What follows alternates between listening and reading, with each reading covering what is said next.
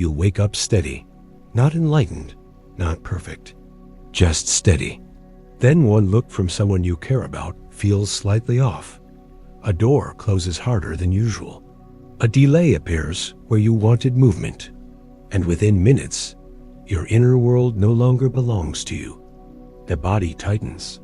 The mind starts narrating. The day bends around one impression. If that keeps happening, the danger is not just stress. The danger is that you begin to mistake reactivity for aliveness and sensitivity for power. By the end of this video, you'll see why constant reaction is a passive state, even when it feels intense, and what real power actually looks like when life keeps pressing on you. Because power is not the ability to avoid influence. Power is the ability to receive an impression without letting it become your master. Most people think reaction proves presence. Something happened. They felt it strongly. They responded immediately. So they assume they were real in that moment. But that is often the exact opposite of what happened. A reaction can feel strong and still be unfree. In fact, the faster your inner state gets taken over by every tone, delay, disruption, or change of atmosphere, the more your life is being written from the outside in. And that is the part worth seeing clearly. Not because feeling is wrong, not because sensitivity is weakness, but because there is a difference between being touched by life and being ruled by whatever touches you. That difference is where agency begins. Think about how most days are lost, usually not through one dramatic catastrophe, usually through succession. A small irritation, then an interpretation, then a mood, then a decision made from that mood, then a consequence that seems to confirm the original interpretation. By evening, the person says life was heavy, people were difficult, the energy was wrong. But if you slow the sequence down, something else appears. The event did not do the whole thing. The event entered. Then it was received. Then it was enlarged. Then it was obeyed. That is the mechanism. And once you see that mechanism, the whole subject becomes much less mystical and much more important. Here is the first reversal. Reaction is not proof that something is true. Reaction is proof that something entered. That is all. An impression entered the field. A sensation moved. An old association woke up. A meaning rushed in behind it. But the force of the reaction does not prove the accuracy of the meaning. It only proves contact. That matters because many sincere practitioners still grant too much authority to what strikes them first. They feel contraction, so they assume danger. They feel heat, so they assume offense. They feel heaviness, so they assume failure. They feel desire, so they assume destiny. And then they serve the first movement as if it were revelation. But the first movement is often only impact, not judgment, not direction, not truth, impact. And if you live from impact, you remain governable. Here is a cleaner image. Inside you, there is a part that receives. It absorbs tone, atmosphere, suggestion, rhythm, pressure, beauty, hostility, invitation. That receptive side is necessary. Without it, nothing reaches you. You become numb, rigid, sealed off. But there is also a part that gives form. It names, it weighs, it chooses. It gives direction to what has entered. Without that side, you do not live your life. You host it. So the real problem is not that you react. The real problem is that the receptive side often receives the blow and then keeps the throne. And when that happens, impression becomes command. This is why some people can feel everything and still remain clear, while others are thrown off by the smallest shift in the room. The difference is not who feels more. The difference is who surrenders authorship faster.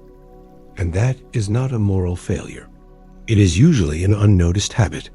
Maybe you learned early that the fastest interpretation was the safest one. Maybe your nervous system got used to scanning for threat.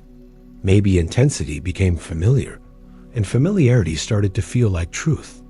So let's make this practical without turning it into a little self-help ritual. Imagine someone speaks to you with less warmth than expected. A reactive life says, something is wrong. I've been dismissed. Now my state belongs to this moment. A clearer life says, something entered. I feel the impact. But the meaning is not settled yet. That gap is power, not a dramatic power, not domination, not emotional coldness. Just the refusal to let the first wave write the whole story. And that refusal changes more than mood. It changes cause. Because once reaction becomes your master, your next actions are no longer chosen from center. They are chosen from disturbance. And disturbance is expensive. It makes you speak too early, withdraw too quickly, attach too much meaning, offer energy where none is needed, pollute the next hour with the last 5 seconds. That is why reactivity drains power. Not because emotion is bad, because reaction multiplies effects. One impression enters, and you spread it across the whole field. Now, we are at the hinge of the video. So far, we've named the theft. An outer impression enters, an inner reaction rises, and authorship gets handed over too fast. Now comes the more important half. What power actually is, if it is not numbness, suppression, or pretending not to care. Power is clean authorship after contact. That is the phrase. Not before contact, because life will touch you. Not without contact, because you are not a stone. After contact. Power begins the moment the reaction stops being the ruler and becomes information. Information can be used. A ruler must be obeyed. That one distinction can change an entire practice. Because many people secretly imagine power as invulnerability. Nothing gets to me. Nothing moves me. Nothing shakes me. But that is not refinement. That is armor. And armor always comes with a price. It blocks nourishment together with harm. It blocks beauty together with chaos. It blocks intelligence together with pain. Real power is subtler than armor. It lets the world arrive without letting the world dictate. It says, yes, I felt that. Yes, something moved. No, it does not automatically become my direction. This is why true agency often feels quieter than reaction. Reaction is loud. Reaction is instant. Reaction feels like certainty. Agency is often 1 degree calmer, 1 degree slower, 1 degree cleaner. And because it is less dramatic, people underestimate it. But that quieter movement is exactly what stops you from living like an effect. You do not need to kill the wave. You need to stop kneeling to it. That is the deeper form of self-mastery. Not controlling every condition. Not forcing a perfect state. Not becoming untouchable. Becoming someone who can be touched without being taken. Someone who can register pressure without becoming pressure. Someone who can feel heat without becoming fire. Someone who can detect disturbance without building identity around disturbance.